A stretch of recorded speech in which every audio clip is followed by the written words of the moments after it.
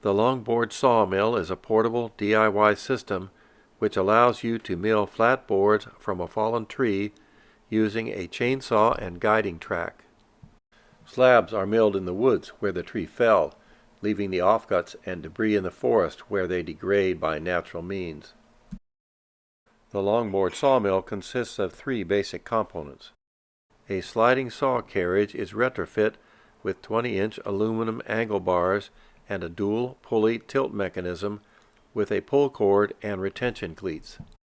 The saw carriage travels along a straight guide track containing a groove along each side which captures and retains the saw carriage. Adjustable holding cleats on each end expose 8 sharp points which dig into the log end. The holding cleats themselves slide on a T-slot grooved into the underside of the guide track.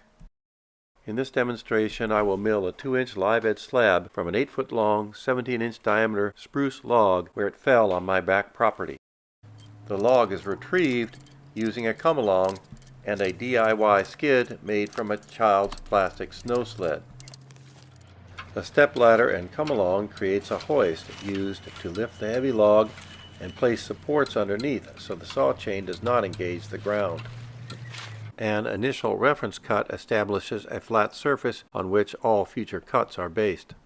The guide track can easily be positioned well off the center of the log, aiming for an initial reference cut about 50% of the log diameter and minimal wastage. The initial angle of attack of the saw bar against the log is set and then locked by engaging the pull cord into a retention cleat. The pull cord is then wrapped around an additional stationary cleat which allows the operator to draw the carriage along the guide track without affecting the angle of attack.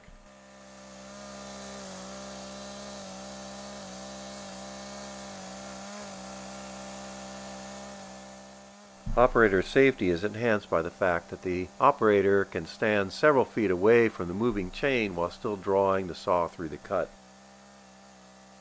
In addition, the Longboard sawmill is more ergonomic with reduced back strain because the operator does not need to physically hold the saw, support its weight, or lean over the cut in order to force the saw into the wood or maintain a straight cut line.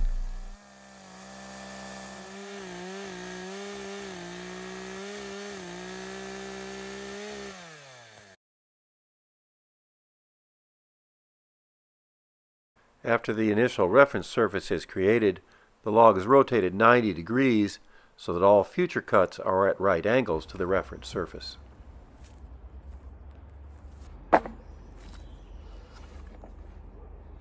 Unlike other chainsaw mills, there is no need to drive screws, use clamps, or other fasteners to secure the guide track to the log.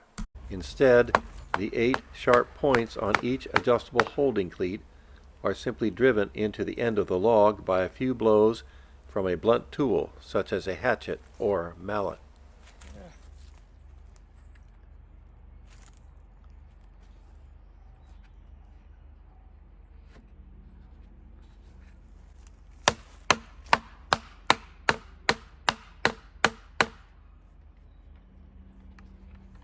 That's it.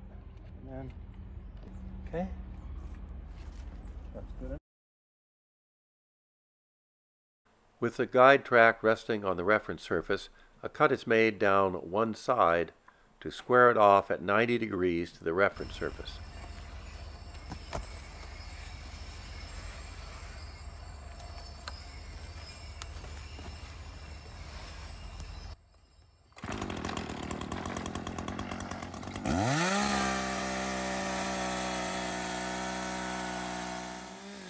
Notice the saw is producing large chips instead of fine dust, which indicates the teeth are removing wood very efficiently.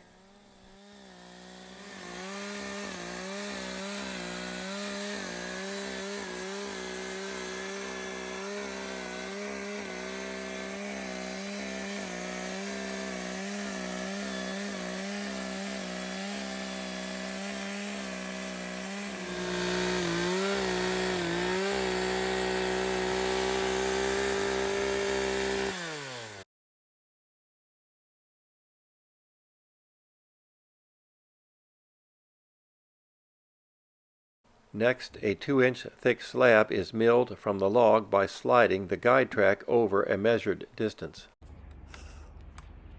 Dislodging the holding cleat is as simple as tapping in the opposite direction.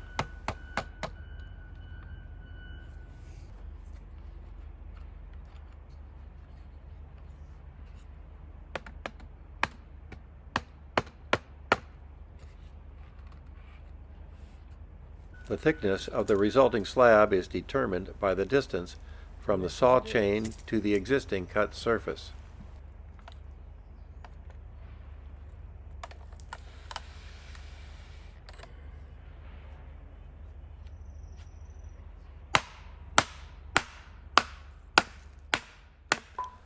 To ensure there is no taper along the length of the slab, a measurement is made between the existing cut surface and the outside of the guide track. The same offset should be used at both ends of the cut.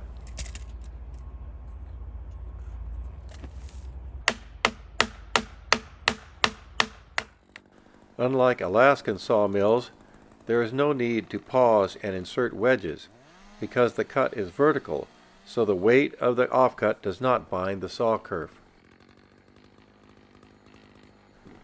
A simple trick to keep the throttle wide open is to slide a Velcro band over the trigger.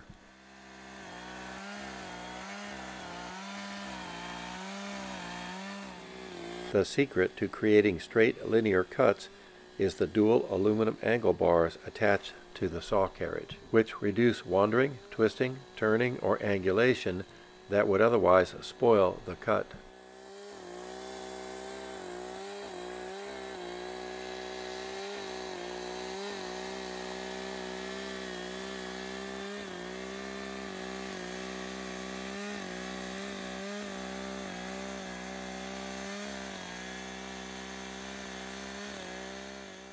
It is safest to finish the cut with manual control of the saw, just in case the remaining core shifts when the offcut falls away.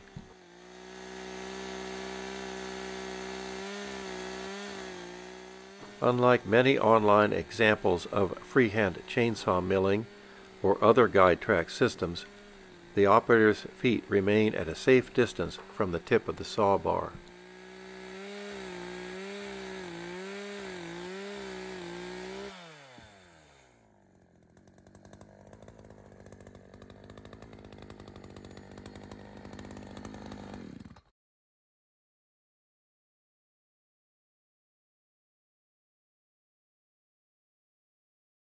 The guide track is symmetrical, so cuts can be performed from either direction without the need to remove the guide track from the log.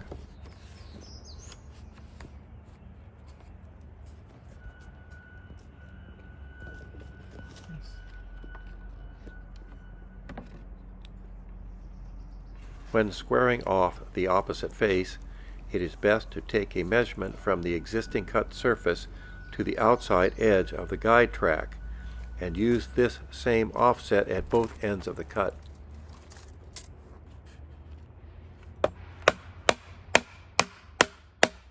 Now the remaining core will be cut to the same width throughout its entire length, ending up square and even.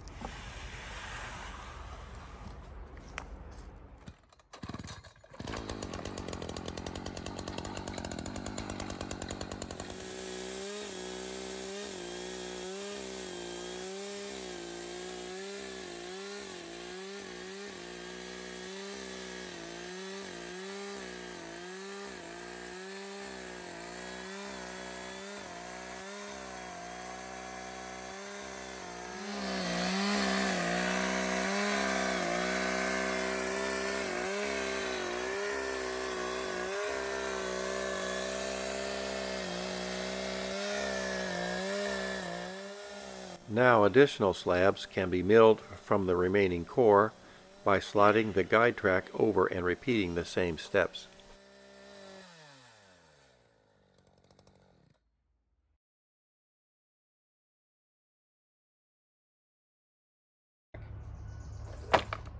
That's as far as it can kick back, you see? And that's just because it's bound into this track.